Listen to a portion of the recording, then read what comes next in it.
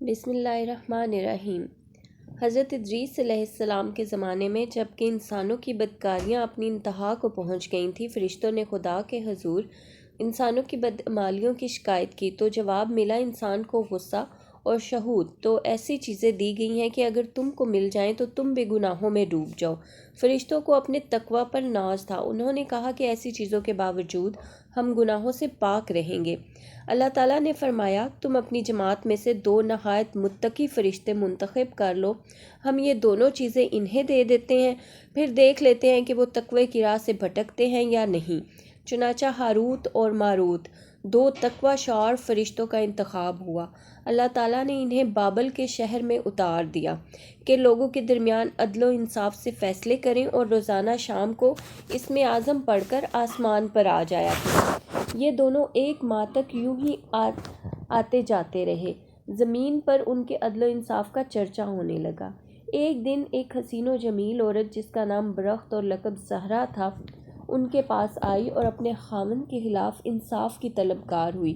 Harut و ماروت اسے دیکھتے ہی اس پر فریفتہ ہو گئے اور اس سے قربت کے خواستگار ہوئے۔ عورت نے مکر و فریب سے کام لیتے ہوئے کہا، میرا شوہر بڑا ظالم ہے، اگر اسے معلوم ہو گیا تو ہمیں قتل کر دے گا، تم پہلے اسے قتل کرو۔ میرا دین اور تمہارا دین بھی جدا جدا ہے، تم میرے دین میں شامل ہو کر میرے معبود کو سجدہ کرو، پھر میں تمہاری اور تم میرے۔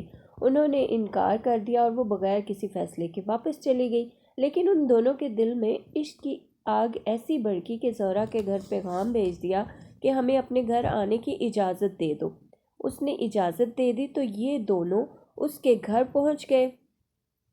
زہرا خوب بنی ٹھنی بیٹھی تھی۔ اس نے اپنے وصال کے لیے 4 شرطیں پیش کر دی۔ پہلی شرط، مجھے اسم اعظم سکھا دیں۔ دوسری، میرے دین میں شامل ہو کر بت کو سجدہ کریں۔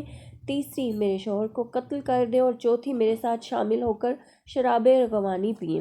ہاروت و ماروت نے اسے پانے کے شوق میں سب سے پہلے شراب پی، جب نشے میں بدمست ہو گئے تو بت کو سجدہ کر لیا، پھر اس کے شوہر کو قتل کر دیا اور زہرا کو اسم اعظم سکھا دیا۔ اسم اعظم سیکھتے ہی زہرا تو صورت بدل کر آسمان پر پہنچ گئی۔ اللہ تعالیٰ نے اس کی روح کو زہرا ستارے سے متصل کر دیا۔ فرشتے اسم اعظم بے دین ہونے اور شراب پینے کی وجہ سے بھول گئے۔ جب نشہ اترا تو اپنے گناہوں پر پشیمان ہوئے اور حضرت ادریس علیہ السلام کے پاس پہنچ کر اپنی دردناک داستان سنائی۔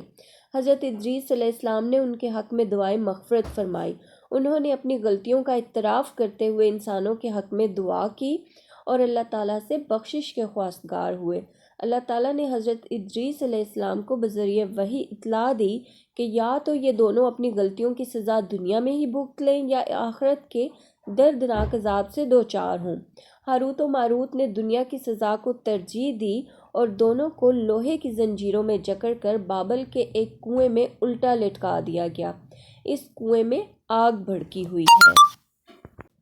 یہ فرشتے اسی طرح خدا کے عذاب کی وجہ سے قیامت تک کنویں میں الٹے لٹکے رہیں گے۔